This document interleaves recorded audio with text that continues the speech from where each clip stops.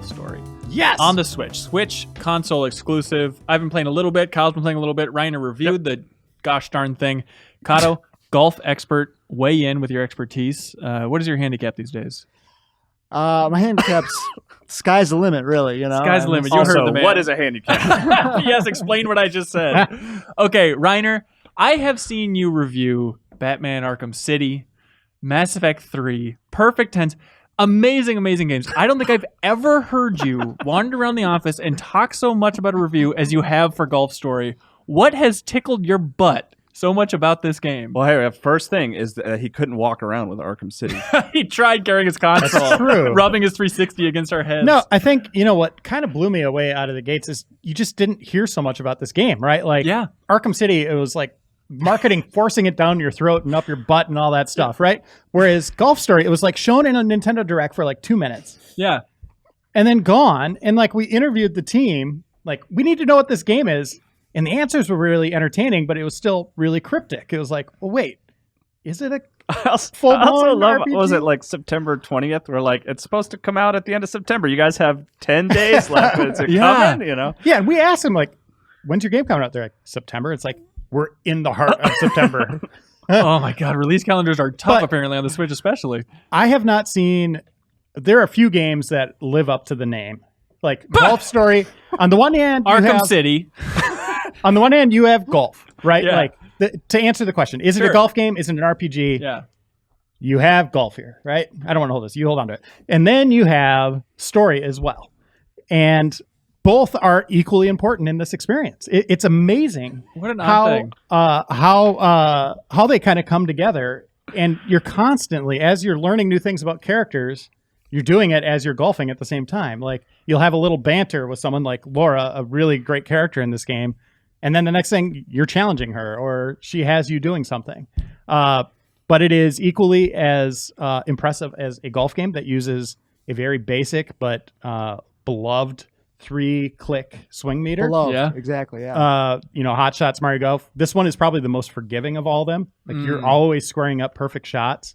But the problem is the course fights against you a lot. There will be hazards that will move your ball. Like moles. Mole rats. Dinosaur footprints. Or you might hit a pumpkin and your ball just goes flying through the air and you're like, well, where's that going to land, right? Yeah. And then it also succeeds. The writing is top notch. Like, I laughed all the way through this. I thought it was clever. Yeah, and funny, and just you didn't know where it would go. Like, 1 second I'm in a heated match against a pro, playing 9 holes, like, to try to, make my name in this golf world. And then the next moment I'm in a rap battle. Like, it's like, this game is awesome. Yeah. There was one character complaining about another one, and his retort was, "Sir, I have a robot vacuum cleaner." It's so good. But yeah, it's, I would say don't go into it if you don't like golf, because everything's about golf. And no matter what. But to be fair, it has a crazy level of variety where I was expecting it to be more like, okay, play 9 holes. I kind of want more of that. I understand they have a quick play option for that, but it's so much of like, okay, in this part, you're going to be doing disc golf. Here's going to be a challenge where you have to bounce a ball off a turtle and then bounce it onto an island. It's just constant little missions and little ounces of variety. And that's kind of where the RPG comes into play, right? Like, I guess you could put that Golf Story RPG. Maybe that'd be the perfect name, where you are doing little quests. You're walking across golf courses. You have free reign over them. Yeah. And, there's a hub world as well, just kind of like Final Fantasy that zooms out. But you go to these different people on the course. They give you little tasks. Usually you complete them within 30 seconds to a minute, but you gain experience points that you can use to level up your powers. And then you get different, there's even a screen that's like Zelda's item screen, where you get different like abilities that, like, items that actually like enhance your abilities in big ways. Yeah. I couldn't put this game down. It was awesome. How long is it? Ooh, that's tough to say. I would say maybe 15, 18 hours. Okay. I did everything though. Like, sure. I mean, combed those courses, did every side quest, all that stuff, found all the secrets. Comb the sand traps. And they set up a sequel, which is amazing. Really? I cannot wait. That's cool. So that's the thing. I mean, talking about combing everything, that's one of the smaller issues I've had so far with it. I'm enjoying it overall, but it's like, I want to know where my primary mission is, but it's just like, it lists your quest, which is cool for a golf game, I guess, But then within that, it's like, well, which one's going to advance the main plot? Which one am I just wasting my time doing something really challenging on? I want to say it's a highlighted color around the quests. Like Is you'll it? have like Okay. 4 listed, and I think there's a highlighted color that's always primary. Okay. Like and then the secondary ones are like brown or something like that. Okay, gotcha. I need to pay closer attention to that. Also, on the golf basic mechanics, I feel like I need to zoom out Mario Golf style. I guess probably any golf game style. I've never really played much beyond Mario Golf, just to see the entire course. And eventually, I found out you can hit the like right stick or left stick in, and you'll zoom out a little bit. Yeah, but you can it's kind of still- pan. There's still those issues where you'll start a course, and it's Yeah. like I'm looking at the woods. I don't know what this hole looks You like. get one overview and then it You Yeah. got to pay attention to that overview. 2, Yeah. it does a good job of when they set you on your shot, you're always pointing toward the hole. Okay. But there'll be courses toward the end where it's a par 6, which doesn't exist in the golf world, but it'll be a par 6, which is like 800 yards. And you're like, it's kind of hooking this way. It's like, well, it's shooting me directly into the ocean. yeah. Over here, what else is in there? I don't know. Like, and you really got to kind of change the length of your clubs to get a good read on what you're seeing. So that would have been a nice addition, is having that kind of pan like Hot Shots has, where you can Right. always just kind of zoom down the course, or Tiger Woods. But other than that, and putting's a weak link too. Like, there's not much strategy to it. You're rarely like changing your shot. The greens are tiny. Yeah. And it shows the slant of the green, but like I feel like I don't know how long this has been a staple in golf games. Do like the moving lines. Yeah. That's all Yeah. I want to see. You can do that from that perspective, right? But from what I'm hearing, I think Sidebar Games is just 3 people. There's some Australian team. Yeah. I reached out to him. I'd love to hear back. I'd love to talk to him on the show because it's like, yeah, where are these people coming from? But one of the most charming games I've played in a long time. Oh, Like, good. I adored this game, and it comes right before Stardew Valley, which it reminds me of. Yeah. Hitting on Switch. So big week for Switch, or big couple weeks for Switch. Yeah. Kato, is there room in your life, realistically, for a cutesy little kind of throwback RPG-ish golf game? Are you saying like in my life as in time, or Your as in human my heart?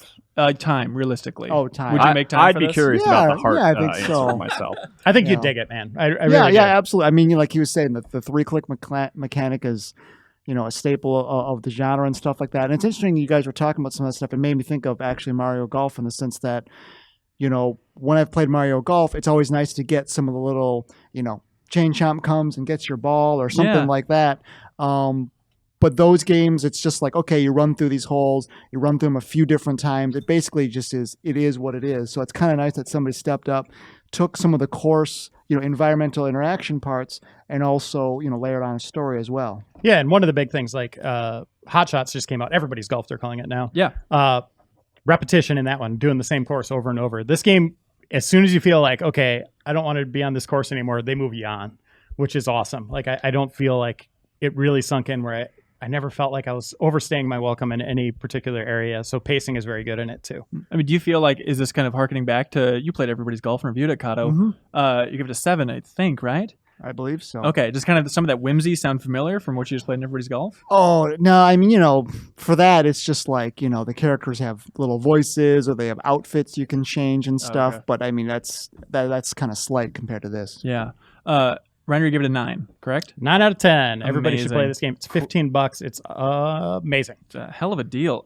Just doing this podcast, it's really nice just to have kind of an overview of the entire year. And it's weird seeing these trends and themes. And we've talked about it for a while now, but 2017 with sports campaigns and sports stories, even between like Pyre, all the major EA, 2K games, Golf Story, there's a weird theme emerging throughout all of 2017. It is the year of the sports campaign.